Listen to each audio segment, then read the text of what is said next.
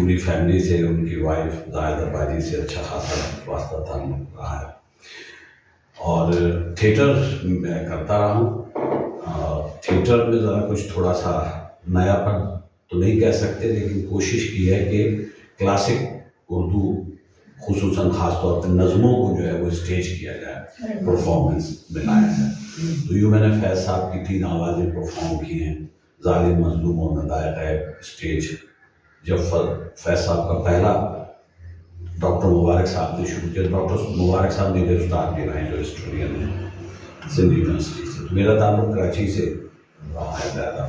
لیکن حالات کے بھاؤ نے اور دباؤ نے اسلام آباد منتقل ہونے پہ مجبور کر دیا، تو یہاں آ گیا۔ تو اسی طرح سے میں نے کچھ جون صاحب کو تو دیکھتے رہے، عام سی بات تھی، وہ اپنے آپ میں ہوتے کب تھے جو ان سے کچھ بات ہو پاتی تھی ہم جیسے لوگوں کی۔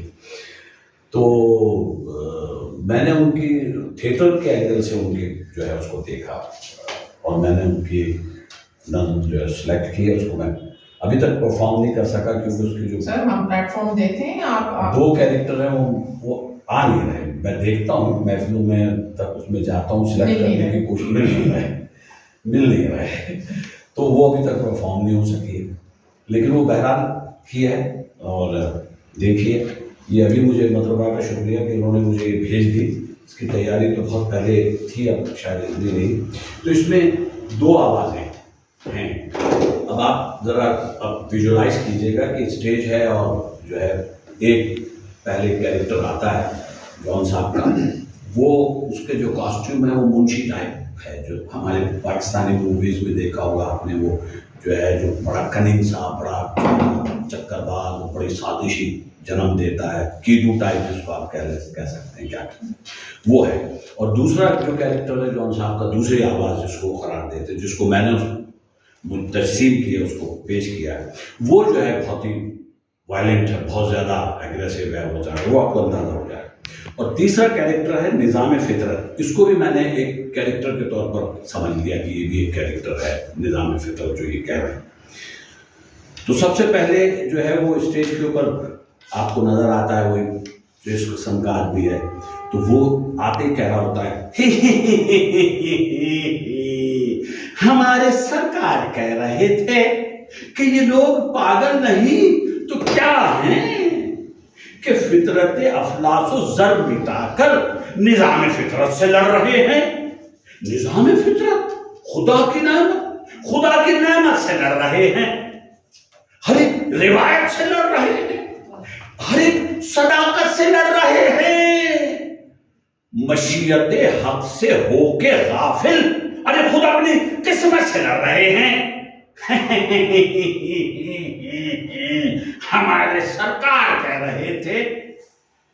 ارے ہمارے سرکار کہہ رہے تھے اگر سبھی مالدار ہوتے تو پھر ذلیل و حقیر پیشے ہر ایک کو ناگوار ہوتے۔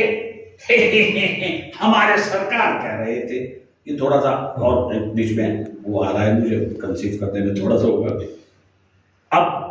وہ کیریکٹر ایک ہوتا ہے جو دوسرا کیریکٹر، وہ آ کے کہتا ہے، اس کی باڈی لینگویج دوسری ہے، تم اپنے سرکار سے یہ کہنا کہ یہ لوگ پاگل نہیں ہوئے ہیں، یہ لوگ سب کچھ سمجھ چکے ہیں۔ یہ زد رو نوجوان سرکار جس کی رگ رگ میں ولولے ہیں، یہ ناتما نحیف و ناچار جن کے قدموں میں زلزلے ہیں، یہ جن کو تم نے کچل دیا ہے، یہ جن میں جینے کے حوصلے ہیں، دیا ہے افاقوں نے جنم جن کو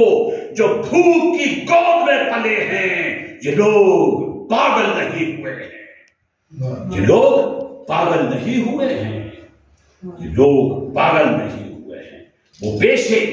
جن سے عروج تہذیب کو ملے ہیں لباس و زیور ہے، جن سے دوشیزہ تمدن چمن بداماں بہار و برتر ہے، جن کے احسان تمہاری اصلوں تمہاری نسلوں پہ اور تم پر، انہی کو تم گالیاں بھی دیتے ہو ذلیل و خوار کہہ کر۔ سنو، اب یہ بہت ٹاپ پر جا رہا ہے، سنو کہ فردوسی زمانہ پرکھ چکا ہے